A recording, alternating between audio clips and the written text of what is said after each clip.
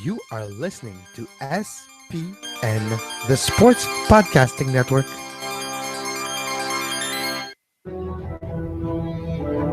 Termina هناك لشوارزنيجر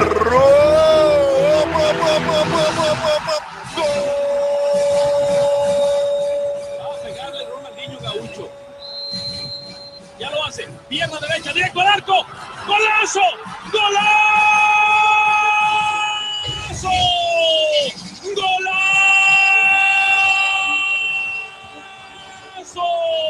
¡Golazo! This is Soccer Today, live on SPN Radio, your new live show about the beautiful game in all its glory, with Duane, Rollins and Kevin Laramee. MLS, EPL, La Liga, Champions League, all is fair game.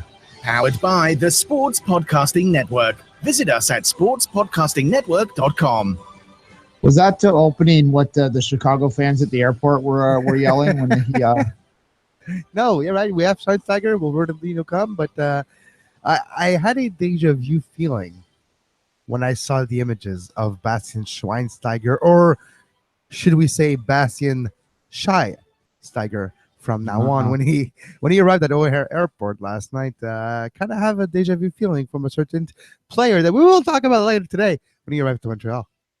Yeah, well, yeah, we're seeing that more and more with the bigger DP signings. I know when Javinko came, they did have people meet him at the airport. Hell, some of the Nibrati guys met the team back when they came back from what's called the spring training from the preseason, which was a bit strange. Maybe at some point. Hi guys. Thanks. It's nice of you. Thanks. It's the fine line between fandom and stalking, really. Yeah, like, okay, guys, go back to work. You didn't need to miss work for this. Funny. This is an aside. Quick story. I don't know if I've ever told it on air before. When I went to the with a bunch of us, I went to the 10 a.m. game, the infamous 10 a.m. game between TFC and Dallas from the CCL when the game got canceled by the Lightning the night before. So we're at the end of the game and we're waiting outside the players' exit to harass, because there was a bit of a scuffle at the end of that game, and the Dallas players, like one of their players, blasted a ball in towards our section. So like we all wanted to kill them at that point. We were young and full of piss and vinegar. We weren't that young, but we thought we were young.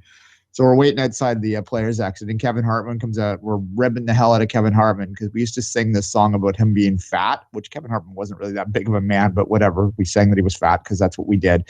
And he just sort of stood there and looked down at himself and laughed and went, "Aren't you guys supposed to be at work?" And then we all kind of went, "Touche." Work? What's that? So that was a funny little heckling moment, and hats off to Kevin Hartman. Actually, I gained respect for him that day because he gave back as good as he was getting, and then we all just kind of laughed and moved on, and that was funny. Although he is still made of a tub of goo. Kevin Hartman, tub of goo. Anyway, well, Bastian Schweinsteiger, aka the Bastian Footballmeister, has arrived in Chicago. Will he play Saturday afternoon versus Montreal Impact? It's we'll see. Well, we should definitely see already an influence in tickets and coverage, and the amount of journalists going to be present Saturday at Toyota Park. It'll be really not natural having that amount of journalists in that part of Chicago on Saturday. Which is why they signed him. And look, I mean, we talked about this at length when he was signed in terms of breaking this down a little bit. And Kevin and I both concluded that we actually don't mind the signing a little bit. We don't mind the signing, I should say. We weren't as critical about it, I think, as some other places were. And we understand some of the limitations to what seems like an MLS 2.0 kind of signing in the era of MLS 3.0.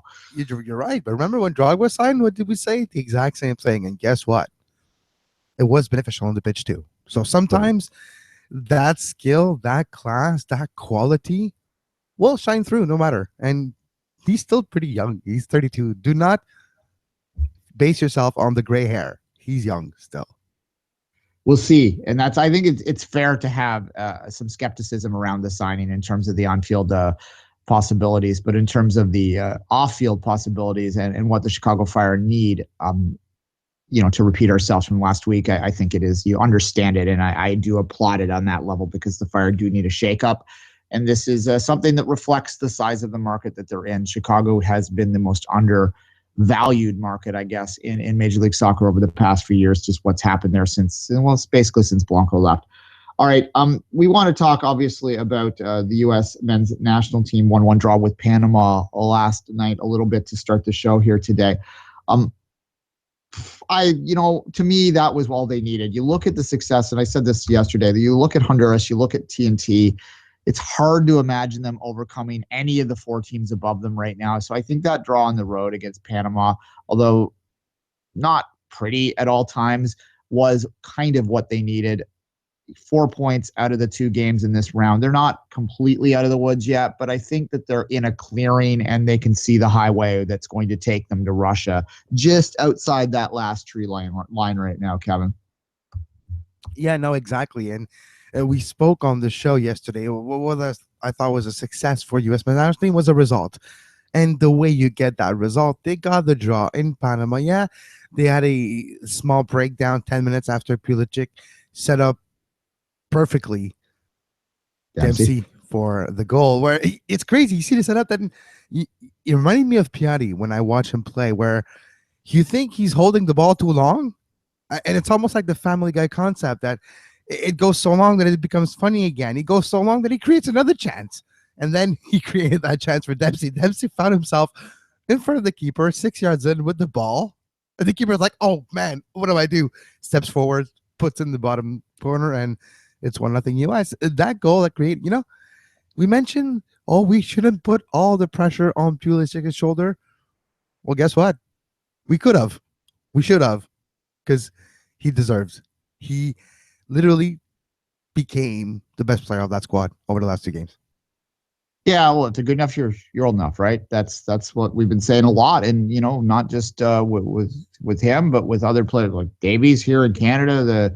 Everything that's kind of got to. I think that's going to be something that we're going to see a lot more in North American MLS soccer in the next few years. Is a lot more of these kids getting opportunities young, because they're demonstrating that this is a bit of a stretch. I'm trying to pull this into a Major League Soccer conversation here a little bit, but yeah, it's just illustration that the earlier you get these guys playing, the better they're going to be, the higher their ceilings are, and not to bash on college soccer any more than we already have at times, but it should really be the bastion for the late bloomer and not anyone else. It should not be a place for prospect. I've even said, like, Morris probably lost a little bit of what he could have been by going to Stanford. And I understand the value of that from a life perspective.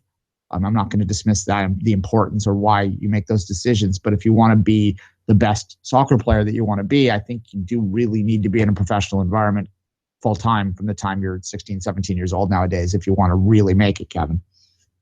Yeah, no, exactly. And that mentality is slowly changing. So that's a positive for the future. We always say, it's all well and good, the MLS Super Draft, but the age difference when they come out, they're 23, 24, 25, and by the time they find themselves in a starting 11, they become 25, and that's a big problem. That's a difference of 6 years, 7 years, if not even more. Different examples, like I use always Raheem Sterling because it's a big name and a big example. In England, you do have like 6 years of the career of a player that you're not going to get. So that's a big thing in the future. And in a league like Major League Soccer, where you have a cap, Duane, that value of the player when he comes through at that age, it's much, much more than what you're paying for, and it's much, much more than what you're impeded on the cap.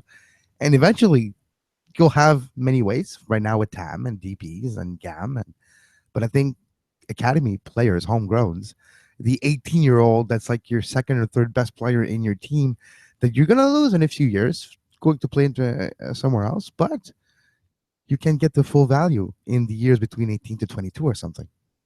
For sure. All right, to take us back to qualifying last night in terms of the U.S., any other great thoughts? Anyone jump? Obviously, Dempsey getting the goal. He's only, I believe, 1 or 2 away from Donovan's record now, all-time goal-scoring lead, and I think that will probably come during this qualifying campaign. It looks like whatever health problems he had last year at the end of the year are passing him by, and that's good for him. He's a scrappy kind of poacher goal scorer, and he's going to find it there. And as long as he's on form, I think the U.S. is fine. Turner. Well, first I'll get your thoughts on any other play out there from the Americans yesterday. As I said, it wasn't the prettiest game, but a road game in Panama with some of the drama that goes on with that. I think you can't underestimate how difficult it is to play in places like that nowadays. When I saw Zusi at right back beginning of the game, saw the lineup, like, all right, brace yourselves. Ugh.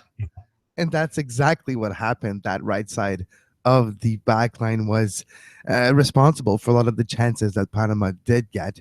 So that was that. Eventually, he was able to keep his composure, but Panama were really, really trying to expose him. I don't necessarily like that expression, but they were overutilizing his side of the field. Let's put it that way. And Tim Ream had a bit of a strange game as well, though he recovered sometimes. Panama's speed really showed in that game, and they really were putting a lot of pressure on the American backline at times, just with that sort of ability to break and get out quickly. Manu Cooper, TFC's Manu Cooper had a great game. I thought from a TFC partisan perspective, I was blown away. He looked better there than he's looked at any point for TFC for sure. And maybe that's just because they were allowing him to get a little more forward, probably. So now you know how I feel when I used to watch Johan Venegas for Costa Rica. Like, how come? Why? What? Why don't you play like this here? Like, what's going on? Yeah, it's a strange phenomenon that. I mean, Cooper's not terrible for TFC. No, he's you're right. Starter. He's kind of invisible a lot of times, and I guess that's probably because of some of the players he's behind. Why would you be in a more offensive zone when you have Javinko and Josie and Michael Bradley to carry the ball? So you're sort of more of a workman-like player with TFC, but nonetheless, he was looking pretty good at times. But from a Panama perspective, though, you look at the results so far. They have the draw against Mexico. They have the draw against the U.S. They still have home games, which are both home games draws, so that's not ideal. One home win against TNT, or away win against TNT, which puts them in a good driver's seat. They still have a TNT home and Honduras home game, the two weakest teams, I think, in this hex. I would have to think that Panama has to like their chances right now to get to at least that interconfederation playoff based on the 5 points that they put on the board so far. And the U.S. joined with their draw last night, but especially with the performance on Friday. And you know what? We were like, 6-6. They needed those 6 goals because now their differential is 1. And because of that 1, that positive differential, they find themselves in 4th place. So you have Honduras and TNT trailing, but with their performance in this round, the United States are from the bottom to 4th with a positive differential and 4 points on the board. They were able to overcome. Of course, they're not out of trouble, quote unquote, because a victory would have made that last night, and it wasn't the case. But still, with the positive performances, with the Christian Pulisic hype now that he has arrived, so it's not hype anymore, it's reality. He's going to be an important part of the next few years, and 2018, if the U.S. gets there. So, that being said, the job is not done yet, but it is a big step forward Friday and last night. Yeah, you look at the U.S.'s schedule left. Home games against Costa Rica, Panama, and TNT left. TNT, I have a hard time seeing them getting a result in the United States. You can probably add 3 points there. You would have to think that between the Panama and the Costa Rica game, at the very least at home, the U.S. has 4 there. So you're looking at 7 more. It's hard to see a scenario. You throw the Azteca game out, they probably lose it, with all due respect, probably. They don't even need to do anything there.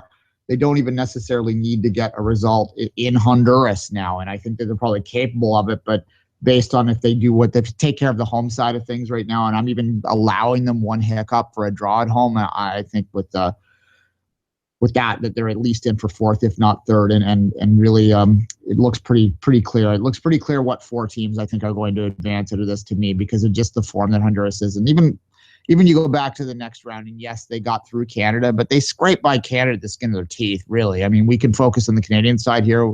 We do, but you look at it from a Honduran side, and they really did not dominate Canada in any of those games. They got the win down there, but not anywhere near like they did the last cycle, and they lost to Canada at home. So this is not a great Honduran team right now.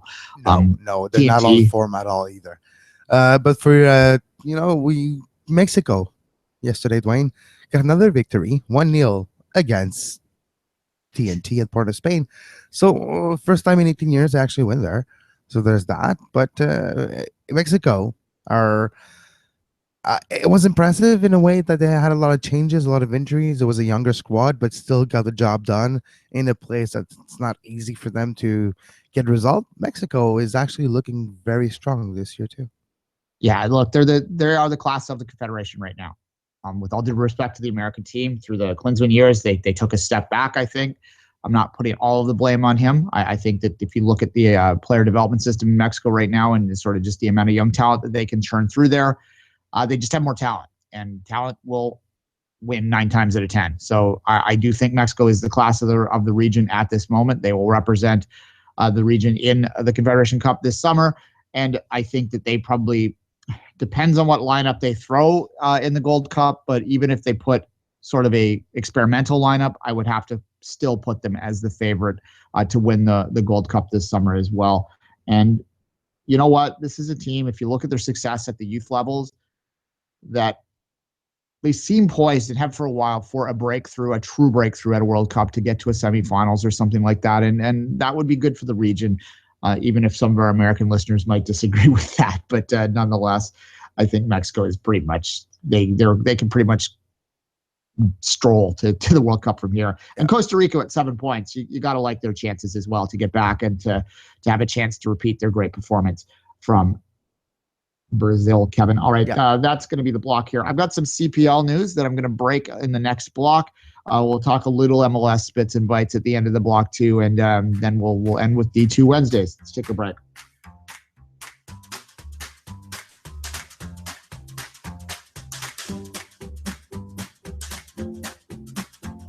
You are listening to Soccer Today, live on SPN Radio.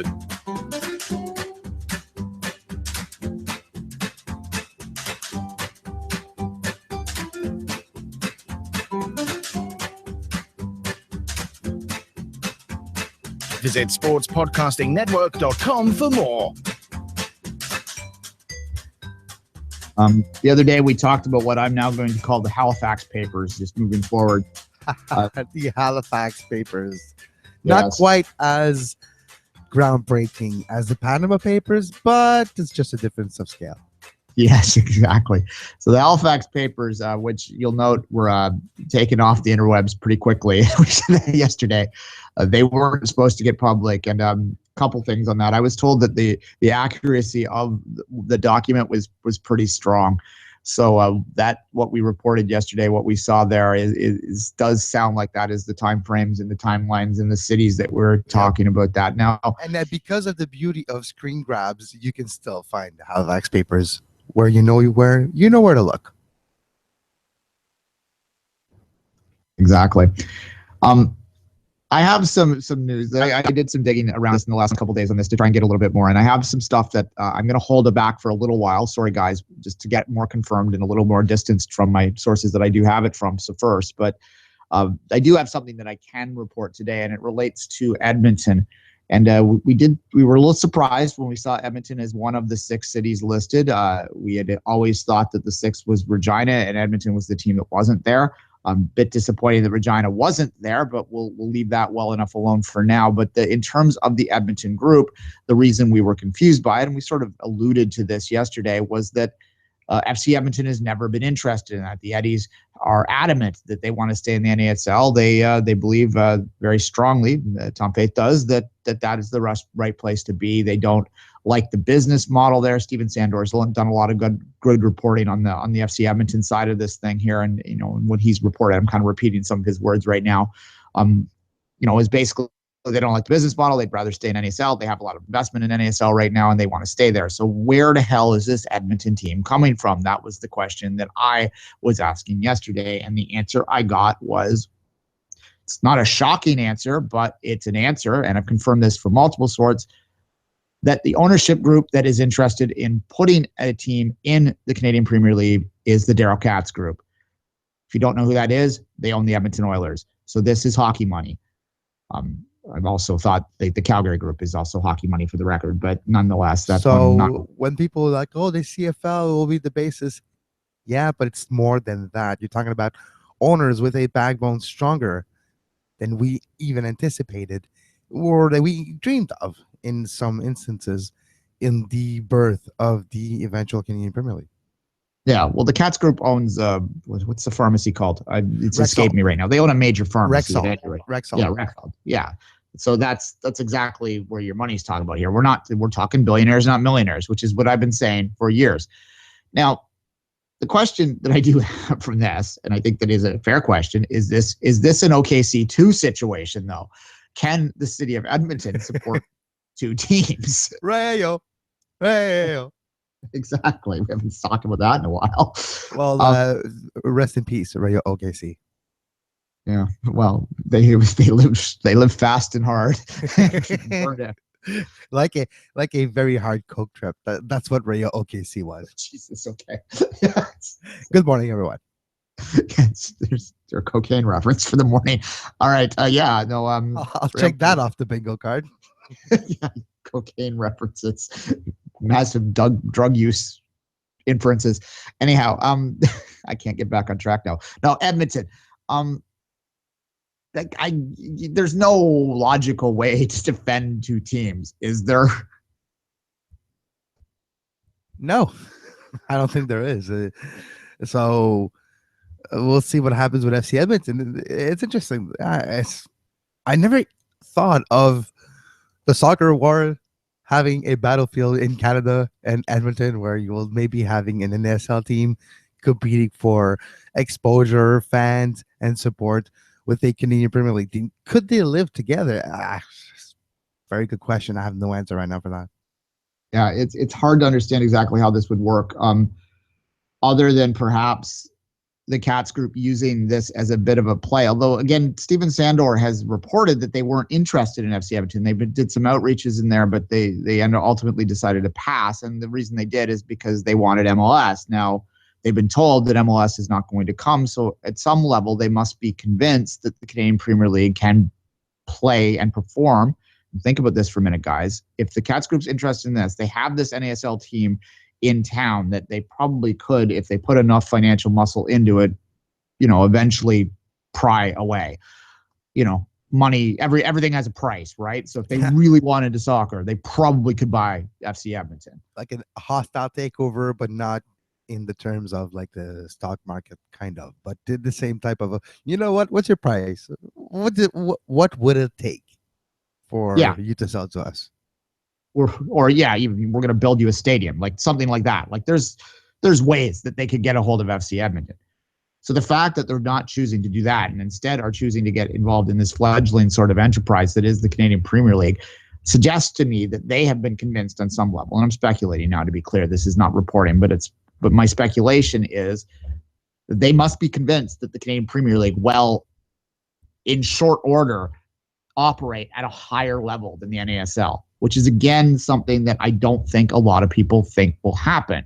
And if that's the case, then great. And I do believe that that's something that needs to happen. I think that that's something that if you're going to launch this thing, you can't just put it out there at a level that's like USL, like a lot of people, with all due respect to USL. I watch it. I enjoyed watching it this weekend. I'll enjoy watching it this weekend coming as well. We're going to talk about it in the next segment. But if you're going to aspire to be a Premier League, I think you have to aspire to something higher than what is currently D2 in the league where you already have teams in this country, if you know what I mean, Kevin. Yeah, no, exactly. So that will be fascinating to see if Edmonton becomes a battlefield of some sort, or if the Cats ownership group proposal for the Canadian Premier League will take over the assets and the infrastructures already existing for FC Edmonton. So that would be fascinating to see if it actually happens, or if you'll have a pushback on the other side and FC Edmonton, you know what, will become bigger too. And it could be, like you mentioned, OKC number 2. And I imagine right now, because there's an existing team out there that not hundreds of thousands, but thousands of Edmontonians have put their blood and sweat and tears into, right? So the guys that we've had on this show before, I respect that organization a great deal too. There's a lot of work that's gone into it. So I'd imagine within the Edmonton soccer community right now, the thinking would be that FC Edmonton would be the team that they would continue to support, which is what makes the fledgling, the new team, so precarious, right? Like, how do you take, if you've been out there yelling and screaming and, being one of the 5,000 people, 3,000 people standing in the rain or whatever, standing in the cold in Edmonton, watching and supporting this team for years and hoping for it to succeed, you see this other team come in, even if it's in the Canadian League, and logically you may think that you should be supporting a Canadian team, but emotionally you're still attached to this team you've already been supporting, the players and everything else. It's hard. How do you break through with that? I just don't know. And I suspect if I ask FC Edmonton fans, and I'm sure we have listeners out there that are FC Edmonton fans, you probably emotionally are more compelled to support FC Edmonton right now, even if you put the thought of this imaginary team in the future in your head, right? Some will probably support both. In large, you're going to probably lean one way. It's hard to equally support two teams in the same situation, especially since they'll probably play each other in the Voyageurs Cup, because I suspect the Voyageurs Cup will launch. And by the way, if you look at the timeline in the Halifax papers, it looks like the Canadian teams would enter the Voyageurs Cup for the first time in 2019. So that we've got a couple years away before we have to figure that out. But yeah, I suspect they'll be regional. I suspect they'd play each other a lot in that. So it's hard to equally support. And I suspect that, as I said, to repeat myself again, that most Edmonton fans would stick with what they know right now, Kevin. All right. Yeah. Final thoughts? No, that's it's very interesting. And again, we'll see it come down soon if the league is to be believed, like in the Halifax papers, to start at the fall of 2018. This is a year and a half away, not even, and we will have more details soon here on the show. Quick couple bullet points before we leave. We sort of address, this is an issue that we talked about last week when RSL fired the coach. We said that Mike Pecky was the likely replacement. Sure enough, today they or 442 was reporting that that's in fact what's going to happen. So this isn't really shocking. You got to wonder what this means for the Monarchs, but I guess the Monarchs are just an extension of RSL anyway. So by and large, they'll probably deal with that and put the assistant in or what have you. But it looks like Mike Pecky is going to make a return to Major League Soccer. Thoughts? Yeah, it's the situation that Mark Dos Santos wished had happened with him when Swope Park got him the job and Peter Vermees. It didn't happen this time. For Mike Petke, it happened and a lot quicker than anticipated. And you have to imagine, Duane, this is not a coincidence. If it happened 3 games in a season and the fact that Mike Petke was there, maybe somebody saw how he was getting ready for his USL team. He's like, you know what? We kind of have to use that resource right now. Yeah. Look, Mike Pecky has been out of coaching for 2 years, so we'll see how quickly he adjusts back to it. I think it's a sensible decision. If you're going to bring him in below you, then obviously he's the case. It reminds me a great deal of the Aaron Venture, Paul Mariner dilemma up here over the years. It's kind of, when you have a guy that's a natural replacement below you, I always kind of wonder whether that's in the best interest of the club. And there was a lot of conversations for years that the confusion around the Mariner-Venture split was something that really held TFC back, and the backroom politics pulled in. So at the very least, maybe that's another thing that they were looking at RSL, that they didn't want to have this question hanging over them all year when they have the natural replacement right there. So they pulled the trigger quickly, and I think that's probably for the best when you talk about that, Kevin. Yeah. I did want to quickly mention, this isn't really a talking point, but the Canadian under-23s did have 2 nice wins in Qatar. A lot of MLS young talent was playing in those matches, so congratulations to them. That's something to build upon moving forward. Canada needs all the success stories it can get, Kevin. Yeah, a debut for Zambrano, because he was in charge of those games for the U23 side of the Canadian national team. And they met Zavi too, so that was something for them. Yeah, I saw those pictures. Yeah, it's like, yeah, cool, good for you. Yeah, well, yeah, that's probably got to be a thrill for a kid growing up playing in Canada, right? So that's good.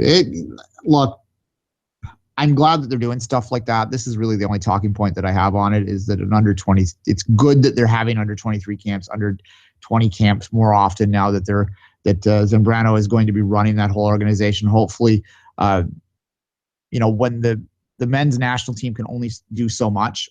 People always complain that they don't have a lot of home friendlies up here, and they do have one in Montreal coming up soon, as we talked about yesterday. So get out and get those tickets when they become available.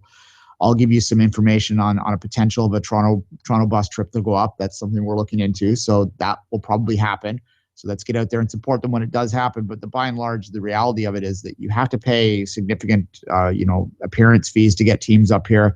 You have to spend a lot of money on those camps. They cost a lot more money than people think. But what you can do to get your player pool playing more is to play some of those youth camps a lot more and to get out there, because you don't pay appearance fees for a youth team, an under 20 team. So hell, have under 20 camps in Canada.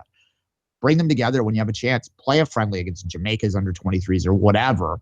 Bring them up, and it's affordable and something that you can actually increase the brand without necessarily putting in a full national team here, which has a lot more expenses that people don't necessarily understand or appreciate completely, Kevin. Yeah, it makes sense. All right, let's take a break. Come back with D2 Wednesday.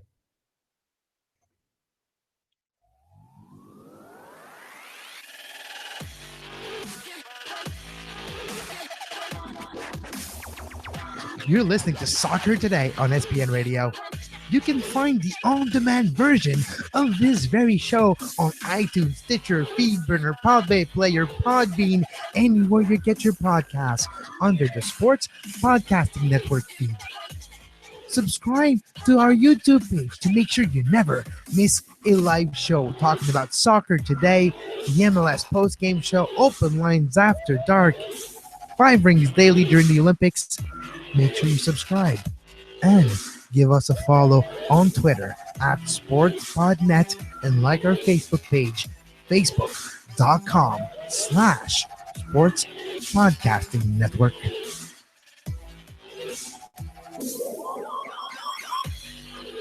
I don't know why I did that. It's just something I did. Kevin, quickly before I do, we didn't actually talk about the game for last weekend yet in terms of so TFC 2. Well, the Whitecaps did lose 2-0. Don't have the schedule in front of me, so I apologize. I forget who they were playing. I didn't watch that. I have to do this at least once. Oh yeah, NFC Montreal. Oh wait, they don't exist anymore, so never mind. FC Montreal. And the Ottawa Fury did not play last week. They have not yet made their USL debut, so we will talk about these teams a little more specifically. And I will. They announced the Fury. Actually, we were talking about this the other day too. They actually got themselves on Rogers again, so they will have all their games will be broadcast because of the USL's requirement to have all the games out there. So you'll be able to see them. And as you know, on the TFC2 game, which I did watch on YouTube on my phone while having a pint at the pub the other night, it was quite the relaxing little Saturday night actually.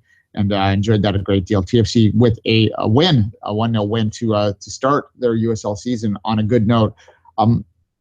As I said on Twitter that night, and I won't belabor this to break the game down too much, but they looked a lot more poised than they have in previous years. And I think that they've changed the model and the philosophy a little bit to reflect the struggles that they've had over the past couple of years. It seemed less of an academy extension, less of a TFC3 extension, and more what the Whitecaps did. They brought in some, like Endo played, Chapman played. So players that have first team experience were out there supplementing this roster. Not old players that still would be considered prospects is a strong way to put it, but considered potentially projects. Players. Yeah, projects, sure. That were in there. And I you know what, it's after 2 years of watching it, even though I kind of leaned more the other way, and Kevin and I had all kinds of talks about this on USL Radio, if you want to go way back into our archives, about our thoughts around the right way to approach these teams. And I think after seeing it for 2 years, I kind of have come around to the idea that you need to give them a little bit more of a chance to compete, to have your younger kids step up. Now, a lot of their young kids were away to camp for the under 20s, so that might have, maybe that's going to change in week 2, but in week 1 they filled the roster out with some supplementary players from the first team, and I think it did actually show, and they became much more compelled. And last thought on that, because TFC 3 exists now, for those that don't know, TFC 3 is the team that will play in League 1 Ontario this year. There's another bingo for you.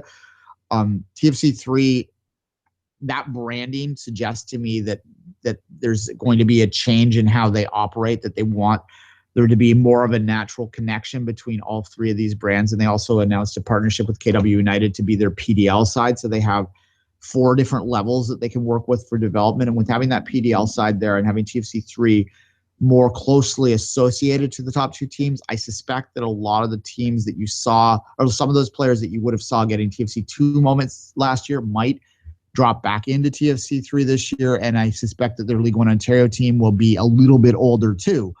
Their League One Ontario team was like 15 and 16 last year for the most part, which, there's some exciting prospects at that age group, but they weren't necessarily excelling down there either. They were kind of middle of the pack. So I suspect you'll see a step up across the board, that they want to be more competitive in all the levels they're playing in, and they will reflect that in how they compose their rosters, Kevin.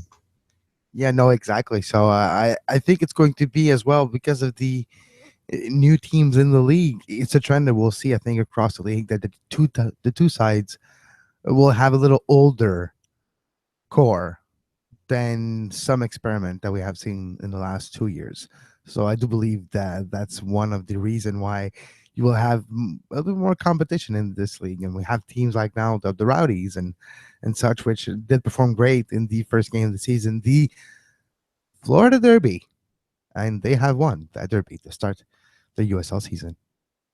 Yeah, well, they were my pick to potentially be the top team in this Eastern Conference. The Rowdies, just I think that the amount of approach that they're going to take to the season might make them very dangerous, and I suspect they're going to have quite the season. I'm looking forward to seeing them up in Vaughan this year. That's one of the games I will make an absolute point, provided I'm not working a League One game, but I'll make an absolute point to get up and watch that when the Rowdies come to town. There's certain teams that you look at this, and that's the funny thing about the breakdown of this league now, is if you're a person that wants to watch some TFC2 games but can't really commit to getting up there to all of them, and that's hard because I appreciate, especially if you don't have a car in this city, it's difficult to get to the Ontario Soccer Center.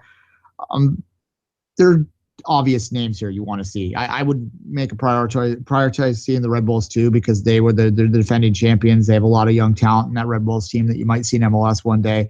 I'd prioritize seeing the Rochester Rhinos when they come into town, FC Cincinnati when they come into town. These are programs that are trying to excel. Obviously, when the Ottawa Fury play TFC2, it'll be kind of fun, and the Rowdies, I think, would be the ultimate one. So if you get to see those 4 games, I think you'll have a good cross section of this. And if TFC were to get successful down the line, then maybe you go to a playoff game as well. That would be kind of fun. Yeah.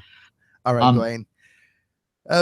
USL has been talked a lot about in the last few hours. We have got word of that rumor for the last few weeks, and we alluded to it, but never went into details because we both didn't think that there was something there. We both it's not good.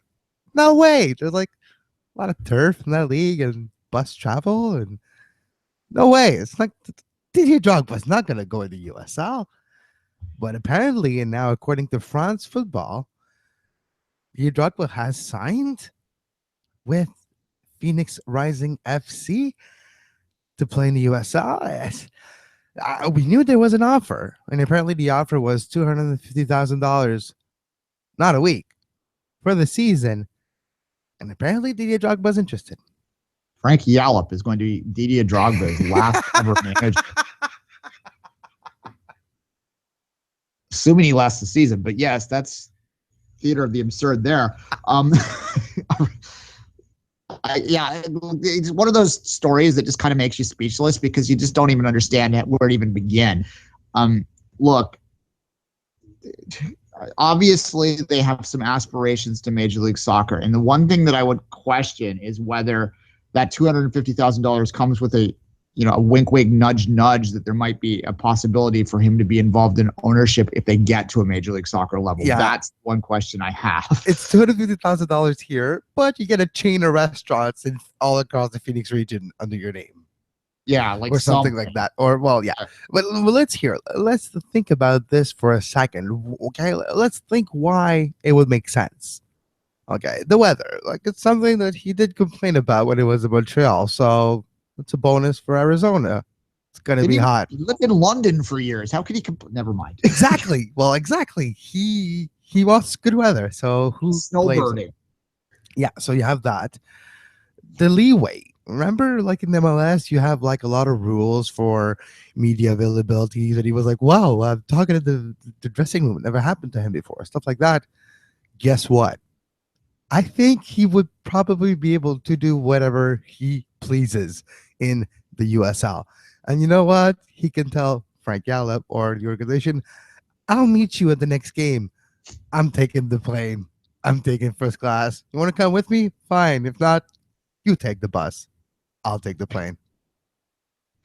Yeah, you're right. There won't be a lot. Well, there won't be as much media attention, but now that he's there might be some media attention. Oh yeah, it doesn't mean that they don't have like the rules like Major League Soccer does. So that's going to be a big difference too, because they will find ways to go around things and more easily. Like a Tuesday night in Tulsa, yeah, that's going to be a tough one. But we'll see how that unfolds, and if it actually happens. Apparently, it's happening. We've reached out. I've tried to get things. There's nothing that I can say more than it's real. We'll see if it actually happens.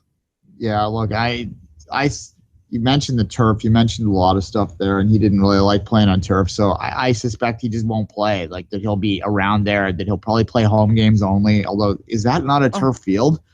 No, it's a nice grass field in Phoenix, and the pop-up stadium is actually a very nice idea. It's a very well executed idea. It looks great, and actually Halifax is thinking of doing the same thing, inspired by that option. But it looks good, and to hype up a potential bid, a Drogba situation helps. And apparently, he offers 3 years: first year as a player, the second and third as sporting director and of the club, so we'll prepare his post-playing career. So it would kind of be fitting. So we'll see if that offer enticed him to come back in North American soccer.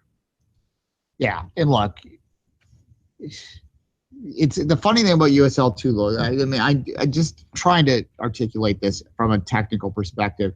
Obviously, when he was on in Montreal, he was quite successful. Though, as we saw last year, he wasn't completely. You could shut him down. You could actually control him a little bit. I think his motivation matters a lot. Whether he could step into USL and dominate it in a way that we'd expect him to, that people just from the top of their heads would think he would do, like score like 30, 40 goals, I don't think would happen because he's going to have to deal with hackers. Like you're like some 24-year-old USL lifer and you're playing against Drogba and you're a defender, you're probably going to give him a kick or two. You know what I mean? Like that's what he's going to have to deal with. On top of that, the project of Phoenix Rising FC, shout out to Alessandro Rigi, FC Montreal alumni. But the Phoenix Rising FC, they have Sean Rice Phillips, former Chelsea teammate of Didier Drogba. Omar Bravo as well is playing for Phoenix Rising FC. They have, I don't know if it's sustainable, but they're building a very highly potential squad here. If all the pieces fall into place and Drogba comes, you're talking about a squad that could be very successful. And is USL becoming what MLS used to be, the retirement league? I don't know. It's a good question, though. Could it be? Yeah, well, as we move out of the new era where they're looking for younger players here, then certainly that is going to be something to watch. The Ottawa Fury, Kevin, this week, just move on quickly to wrap the session up. They will make their debut in USL against St. Louis FC and down in St. Louis, 8:30 p.m. on Saturday. If you want to watch that game, you'll know where to find that, all the regular places. They will follow that up with a game in Tampa Bay on April 8th. So they will have the NASL reject derby. I don't know what you want to call it, but nonetheless, that will happen the next week. So Ottawa will make its home debut against TFC2 on April 22nd. So there's something for the people in the Ottawa region to look forward to, and probably will profile a lot into that game when it comes from an Ottawa Fury perspective and preview their home schedule a little bit down the line there, Kevin. I don't know. Any other final thoughts on USL and D2? Well, I just wanted to take a look at the overall teams this year, because there's a lot of change, and I want to give my condolences to the Richmond Kickers as well. Assistant coach Titi, former legend for the club as well, has passed away in the last few days. So all my thoughts and condolences to the Kickers organization and the family. But in the Eastern Conference, FC Montreal no more, replaced by the Ottawa Fury. Wilmington has gone as well. The rest, though, stays the course. When we look, though, at the Western Conference, my new favorite team, Reno 1868, Rio Grande Valley FC, the Toros, in their second season, Phoenix Rising, their brand new big opportunity of soccer, and they have MLS aspiration. They're one of the 12 cities bids, so there's a lot of potential there. The Rowdies, like you mentioned, come into USL with a lot of history, knowledge, know-how, and an identity. And Joe Cole, and it will be fascinating to see just how successful the Rowdies can be, and will it be successful off the pitch as well with the hashtag MLS2 St. Pete. Tampa Bay is trying to be one of the teams. They're one of the 12 bids. They're trying to be one of the MLS teams. So, how successful can they be this year? And we mentioned it, and I think that's one of the reasons why Phoenix is trying to sign Drogba. It's an audition period for those teams that actually did put a bid in. So, for the St. Louis FCs of this world, which had a great conference and press event a few days ago with Taylor Twellman and Don Garber about the possibility of St. Louis in Major League Soccer. All those teams that did put a bid in on January 31st are having an audition period right now. And it's interesting to see how much of investment, how much of a momentum they can gather this year. Precisely. Yeah, lots of exciting development here, and it's going to be very interesting to see the aspirational differences between these clubs. It's always the great phenomena about USL is that there's different teams trying different things. So it's kind of interesting on just sort of a thought experiment level to watch this league sometimes. Quickly to wrap up the Canadian schedules, you actually can, if you put your mind to it, watch at least parts of all 4 Canadian D2 teams this weekend if you want. The weekend will kick off on April 1st at 7:30 p.m. where TFC will be in Tampa to watch the Rowdies. An hour later, you can watch the Ottawa Fury make their debut. And then 10:30 that night, you can watch Reno and Vancouver Whitecaps too. So you can watch that entire game and, pick which one you want to flip between. If you get a dual screen up there, you can watch both in the early game. And then on Sunday, FC Edmonton will launch its NASL season against the Jacksonville Armada. That game is I'm trying to see the time on here, to 2 p.m. Mountain Time. So what's that? That's 4 o'clock Eastern Time, 1 o'clock Pacific. So you can watch all 4 Canadian teams in action this weekend if you're so inclined, Kevin. Yeah, on top of the MLS games, because finally MLS is back this weekend. Oh, damn, international break. Premier League is back this weekend too. So back to the grind, I guess. Yeah, back to actually having something to talk about. We didn't even talk about this. Messi banned for 5 games, right? For Argentina, for words that we're not going to repeat on there, but words that he mentioned to the referee in the last week's game. Yeah, and Argentina's in a bit of trouble too, and that is a subject that's interesting. It wouldn't be Brazil actually became the first team to outright qualify for Russia. So even though their last World Cup campaign did not end very well, they've now booked their ticket completely into 2018. So the lineup for that tournament is starting to fill in already, and that means that we're only about 2.5 years away here in Canada from being disappointed again. All right, Kevin. Thanks for that.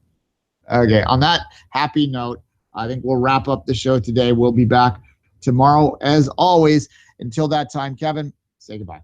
You can follow Duane on Twitter at 24th Minute and myself at Kev Laramee. Follow the show at Soccer Today SPN to make sure you never miss a live broadcast.